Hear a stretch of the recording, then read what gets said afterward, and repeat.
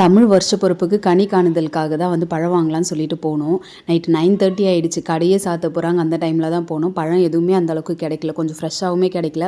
பலாப்பழம் சுத்தமாக கிடைக்கல. சரி எங்கேயாச்சும் இருக்கும் அப்படின்னு சொல்லிட்டு தேடிட்டே இருந்தோம். சரி பக்கத்தில் போயிட்டு ஸ்வீட் வாங்கிட்டு வந்துடலாம்னு சொல்லிட்டு ஒரு 1/4 கிலோ வந்து எல்லாம் கலந்த மாதிரி ஒரு ஸ்வீட் வாங்கிட்டு வந்துட்டோம்.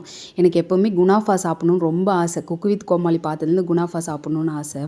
ஆனால் நான் வந்து அதை சாப்பிட்டதே கிடையாது. இந்த கடையில் இருந்திருக்கு போல், நான் இது வரைக்குமே பார்த்ததில்ல. இப்போ தான் பார்த்தேன். சரி போயிட்டு வாங்குவோம் சொல்லிட்டு ஒரு பீஸ் 40 ரூபான்னு சொன்னாங்க. ஒரு 2 பீஸ் வாங்கி நானும் என் ஹஸ்பண்ட் 2 பேருமே சாப்பிட்டோம்.